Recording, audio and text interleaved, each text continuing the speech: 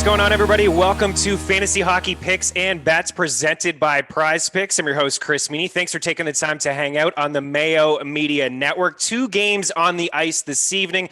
Going to break them down in a little bit with a few DFS picks as well, but I wanted to talk about Prize Picks just for a second. If you're just new to Prize Picks, check them out, prizepicks.com. Use that promo code MMN, 100% match deposit of up to $100 when you use that promo code MMN. Prize Picks is awesome. If you're just new to it, check it out. Like I said, prizepicks.com, multiple sports, which is super cool. I mean, you can get involved with the over in LeBron, maybe the under in Patrick Mahomes. When Tiger Woods gets back playing golf, we can take overs and unders with him as well. And of course, hockey. And that's what you're here for, I know. No sharks. No mass multi-entries. It's just you and the projections. It's simple. Over or under. You can pick anywhere from 2 to 5 players.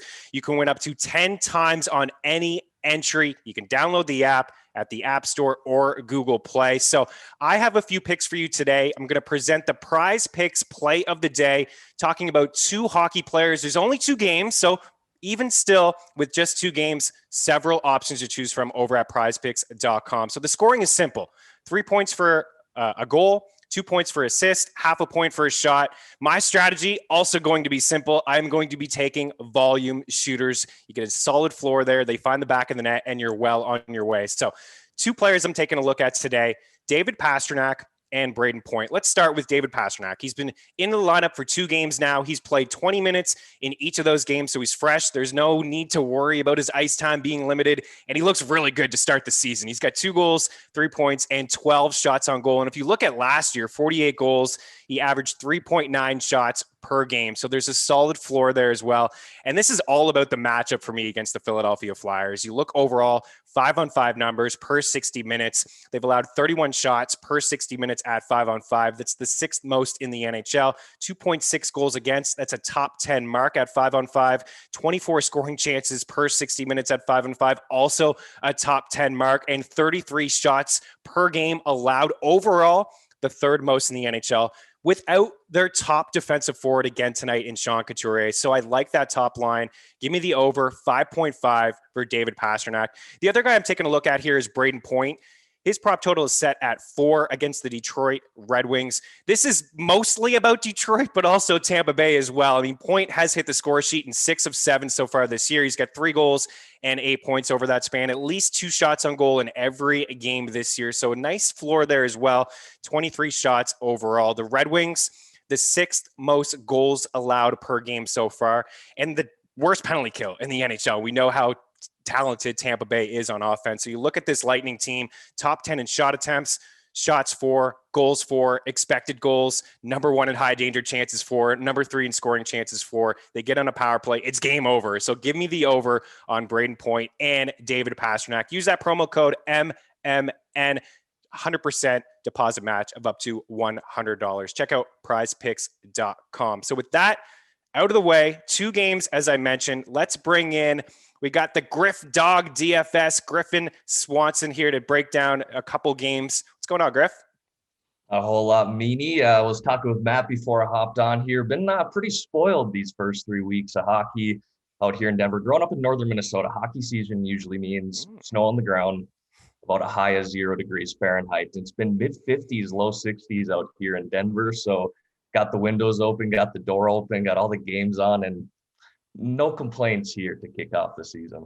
Yeah, no complaints either. Definitely some snow north of the border where I'm at. So it's something that I'm definitely used to.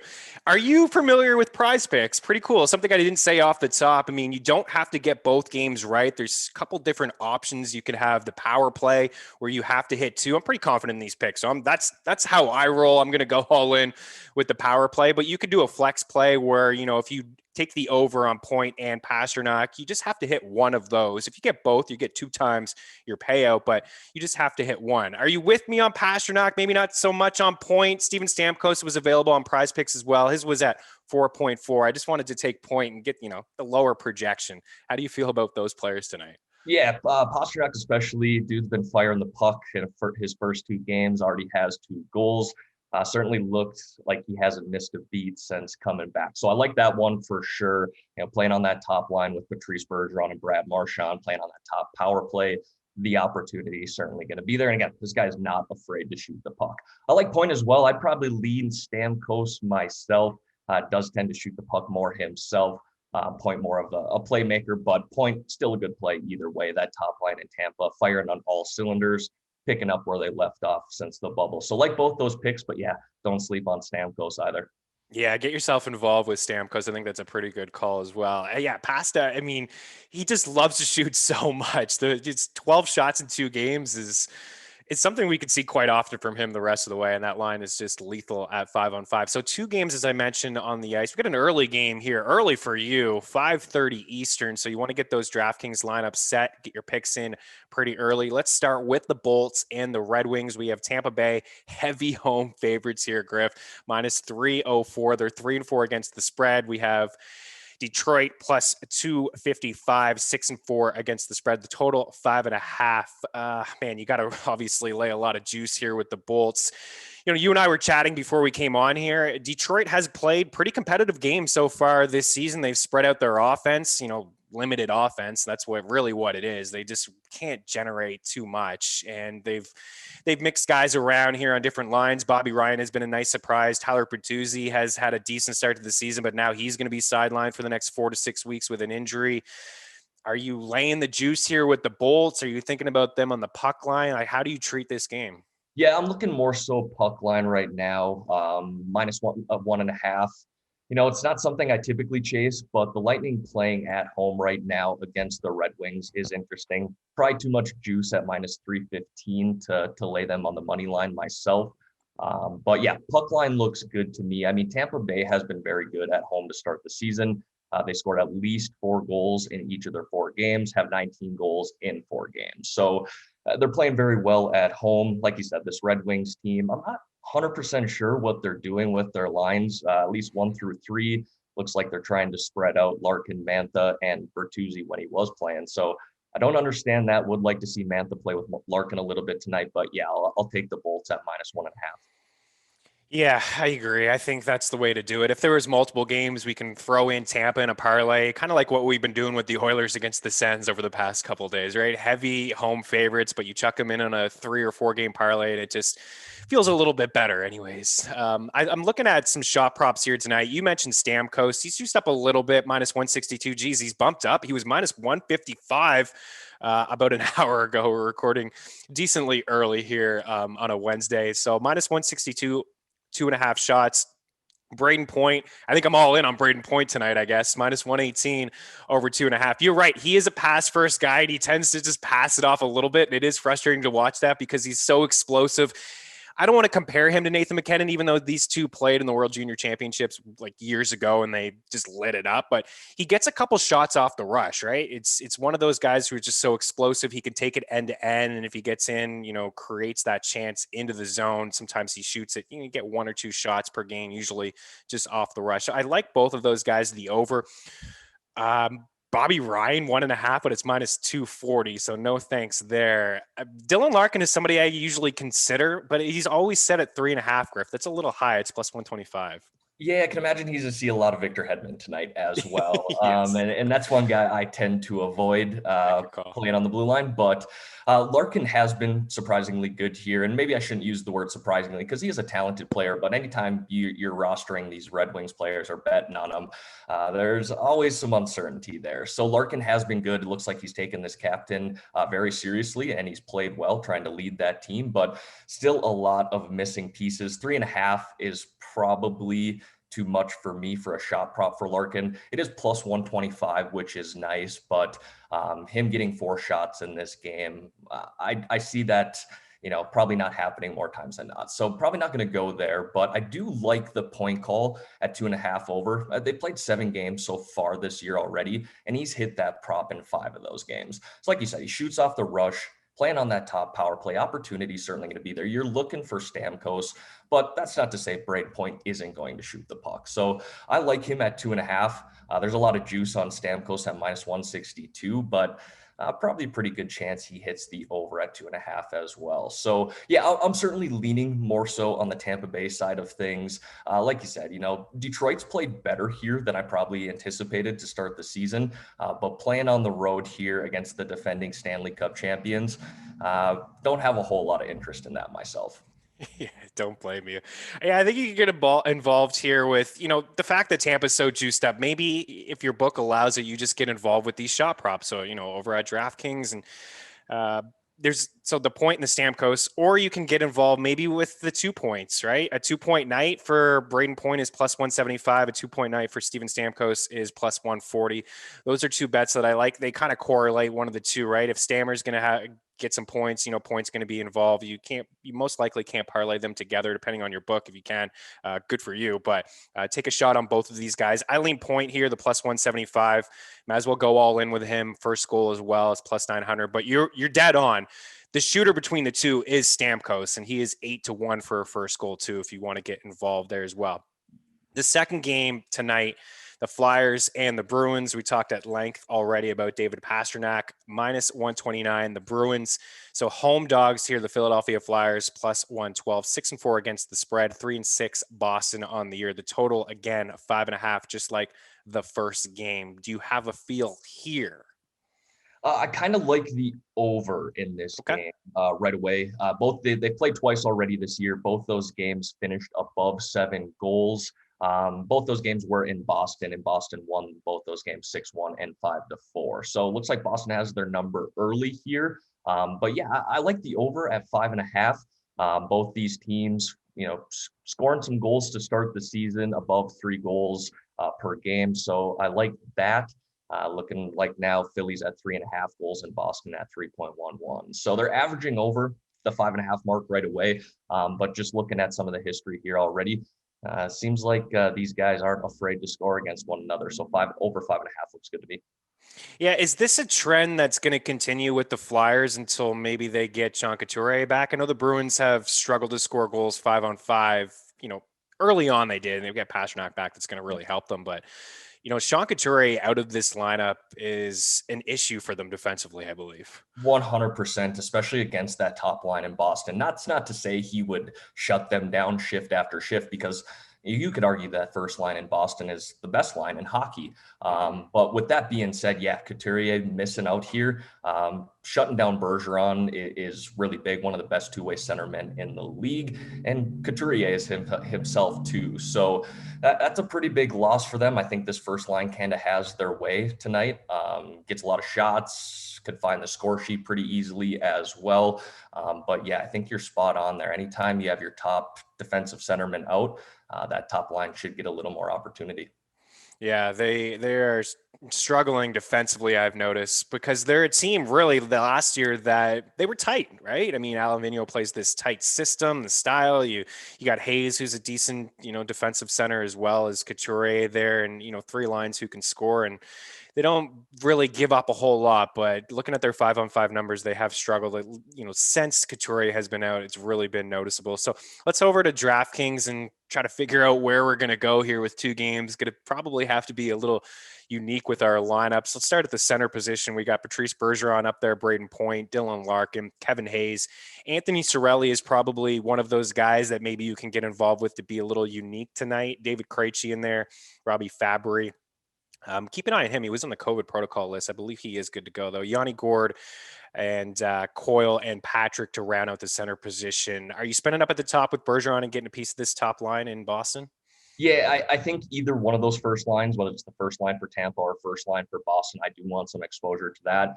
A lot of people are going to ask, are they too chalky to play? And on a 2-game slate like this, the chalk certainly does rise compared to that of a 10-game slate or a 12-game slate.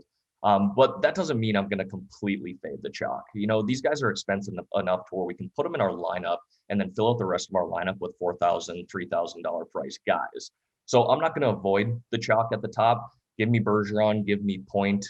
These guys not only play big minutes, but they play on the top power play.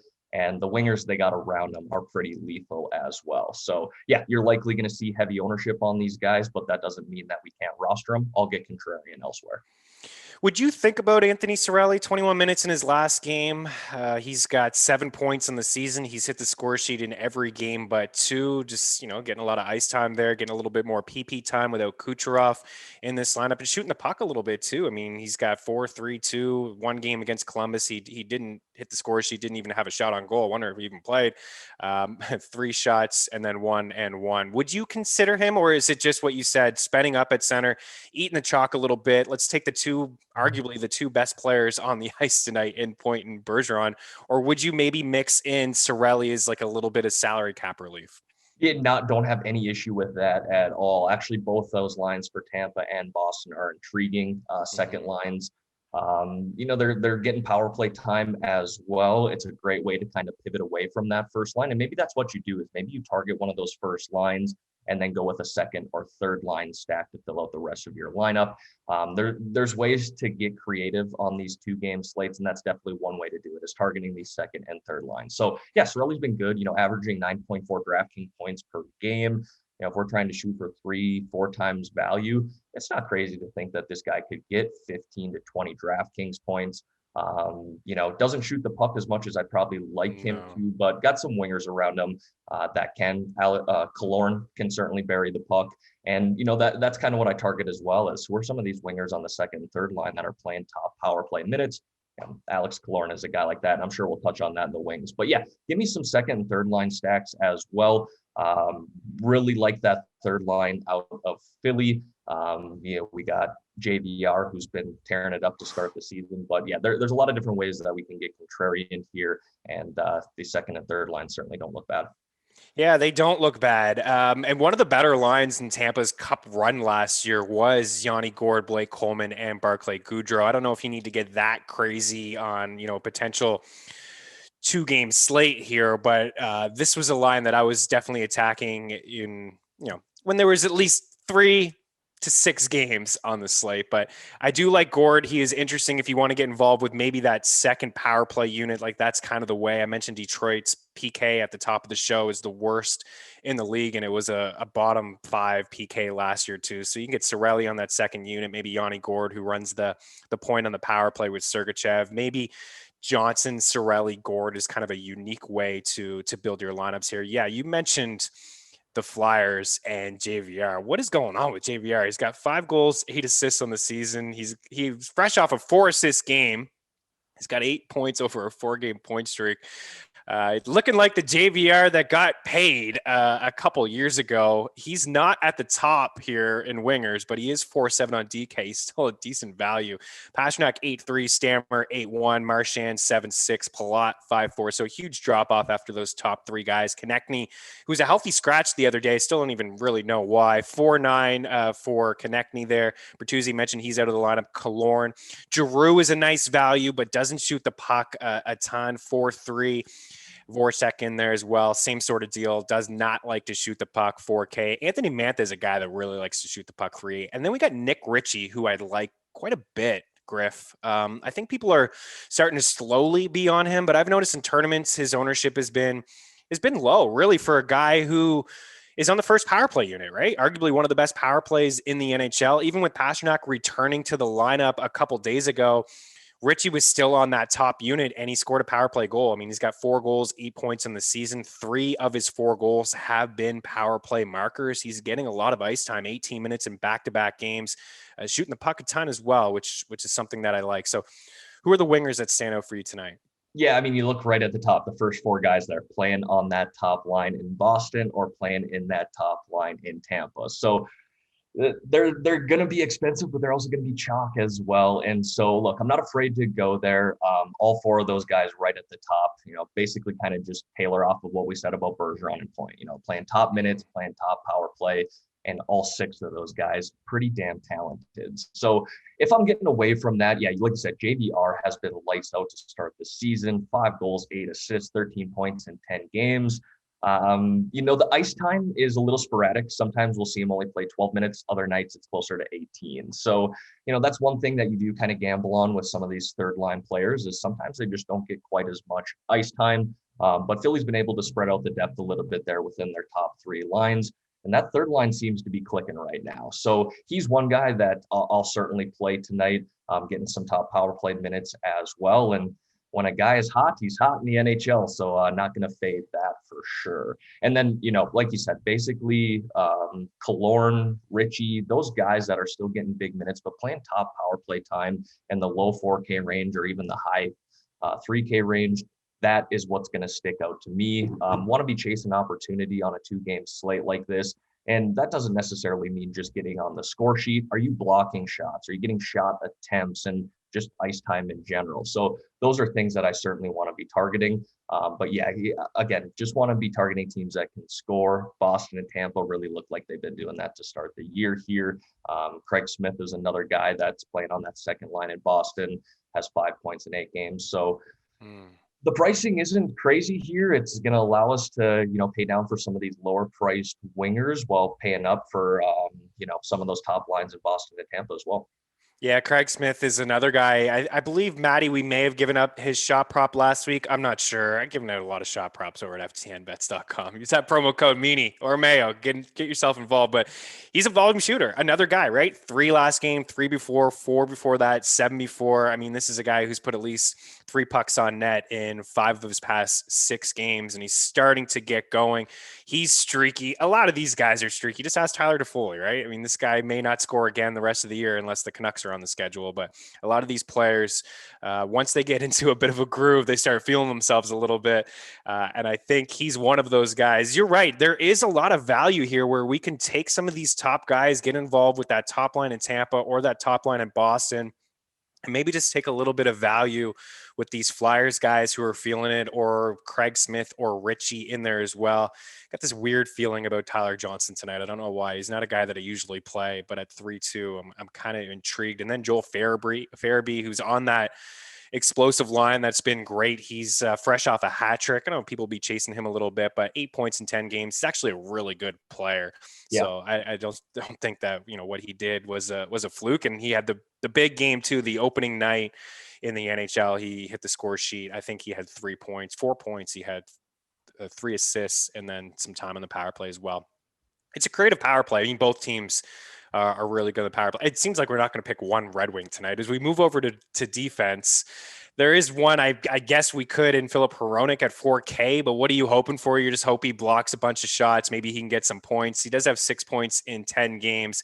He is a contributor on the power play. I don't think a lot of people know. I mean, he had more power play points than Morgan Rielly, for example, last year. It's, I know that Tyson Barrie stepped into what Rielly had done over the past couple of years, but he logs a lot of minutes, gets a lot of ice time. I'm not saying it's a play for everybody out there, but you may have to get a little unique if you're entering multiple lineups. Hedman 7-4, hard to squeeze in my opinion. Provorov 5K or 5.5, McAvoy's 5, Sergachev 4-1, Hronek is 4, McDonough 3-7. Shane Gostisbehere was 2-5 last week. He's 3-4. He's getting power play time. He's got a point in 4 games. He has at least 2 shots in every single game as well, and at least a block in every game. I think Erik Chernik is back in the lineup tonight. Erik Gustafsson getting a little bit of PP time as well. He's got 5 assists in 8 games. Where are you going on defense? Yeah, so I actually probably won't be afraid to pay up for Hedman just because it will allow us to, get some exposure outside of those top 2 lines in Boston and Tampa. And I think we could still probably play one of those top lines with Hedman here. And then again, the rest of your lineup is basically going to be low 4K, high 3K guys. And I think that allows you to get contrarian. So I'm actually not afraid to pay up for Hedman in this spot here. He's averaging 14.5 DraftKings points per game to start this season. Coming off that Conn Smythe, this dude is, in my opinion, the best defenseman in the NHL. So he brings offensive upside, can block shots, and plays anywhere from 22 to 26 minutes a night. But $7,400, yeah, that is expensive for a D-man. Next guy that I'm kind of looking at here is Charlie McAvoy. As long as Grzelcyk kind of remains out, looks like he's getting top power play minutes there. $5,000, even if this was a 10 or a 12 game slate, I'd probably still have my eye on him.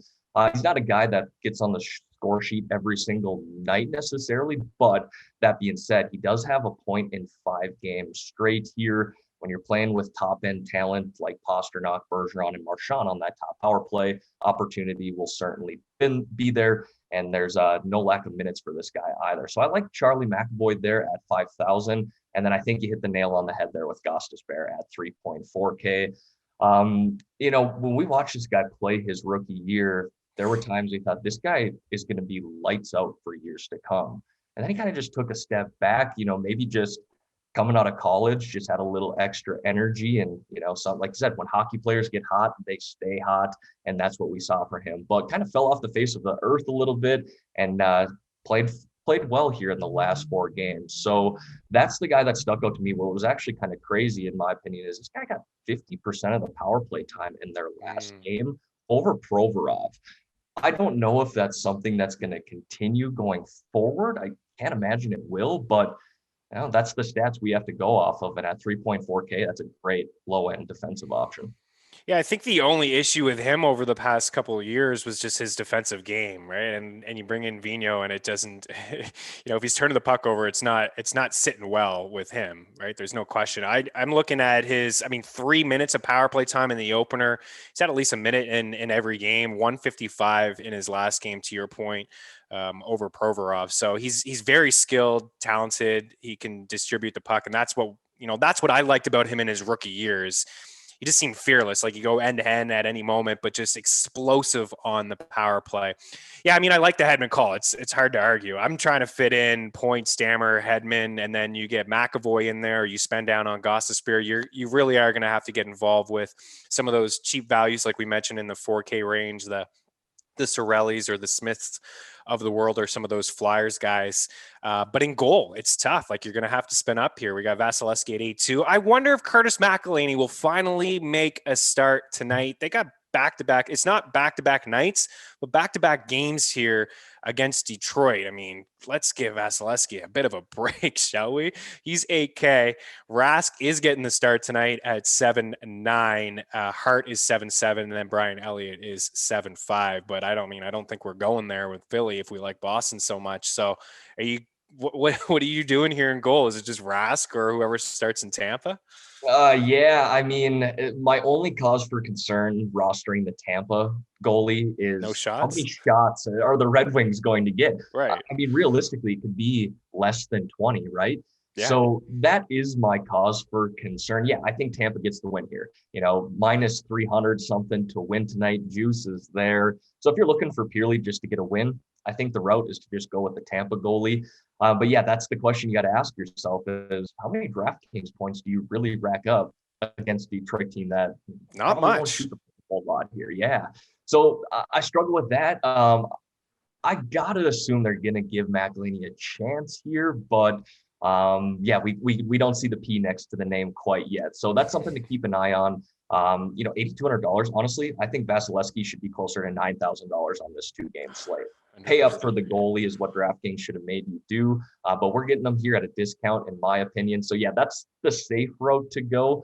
If I'm pivoting away from that, oh man, that Boston Philly game, like I said, it's been over 7 goals in the first 2 games. Maybe you hope it kind of reverts back to more of the defensive style that Vigneault likes to play. And Boston is one of the best teams at not allowing goals. So just in general, they have that going for them. But that clearly didn't translate into their first 2 matchups. So yeah, if you want to lean Rask or Hart, that's probably one way to give yourself exposure to a lot of DraftKings points if it does end up being low scoring. But I think the safe route is to just go with that Tampa goalie. Don't quote me on this, but I think I saw a stat for my guy, Ira Prashant, who works at The Athletic, that Detroit is 0-24-4 in games where Jonathan Bernier does not start. That's basically their last 30 games. They just can't win a hockey game when he doesn't start, and he's not playing. He's hurt. So I know they don't have a lot of offense to back up any of their goalies or give them some support, but this is a team that's just really struggling. They just don't have the personnel, as you alluded to, try to split up all of their lines, and it's not ideal for them to try to find some offense, especially with Bertuzzi out of the lineup. I liked him. He was off to a decent start this year. So it's tough, man. I think I agree with you. I would just maybe take Rask or take Hart or Elliott and just, risk it a little bit. I don't think I'll get there with Vasilevsky or McElhinney. Maybe McElhinney, save yourself $200, but let's get a sleeper or your smash play of the day. Somebody who, I guess, one player you'll have a lot of exposure to, and maybe one player you think will go under the radar. Yeah, so I'll start with the sleeper play. On a two-game slate like this, we've talked about getting contrarian with second and third line stacks. One way to do that, I think, as much as we've talked against them, is maybe going with some of these Detroit Red Wings players, especially if you're talking GPPs. If you're playing cash games, you want to fade Detroit completely. That I'm okay with that. I think it makes sense. But if you do want to get a little contrarian, a little different with your lineups, going with a guy like Larkin and Mantha might make sense in a matchup like this. They're very affordable. Larkin only $6,000 here and Mantha only $3,800. They're not playing on the same line together, but maybe this is one of those games where Tampa gets out to such a big lead that Detroit's playing catch up, which they are a lot of games, but maybe they just try something different. Even if they don't play on the same line together, they do get top power play minutes. So that's one way that you can differentiate your lineups on a two-game slate like this. Now, if we're talking locks, I'm probably going to go with Pasta here. The dude has been great in his first two games. Like I said, 12 shots in his first two games, has 2 goals. It's obvious that Bergeron and Marchand are looking for this guy to shoot the puck on top of being really 2 talented players themselves. So I like this game going over 5.5, like that Boston first line in general. I'm going to have as much Pasta as possible tonight. I like that as pasta.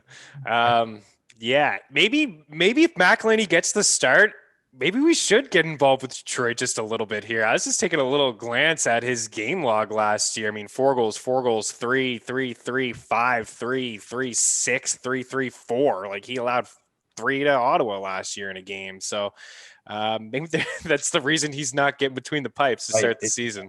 So I do like that call. I mean, if you're playing multiple lines, even if you're playing one, heck, a lot of people are going to have, Stammer or that top line in Boston. So being unique and trying to be creative on a 2-game slate is maybe the way to go here. But I agree. I think if you're playing one guy in all the lineups, for me, it definitely is Pastrnak. And I didn't mention the shot props with Pastrnak. I'm seeing here 3.5, but I don't have an issue, to be honest with you.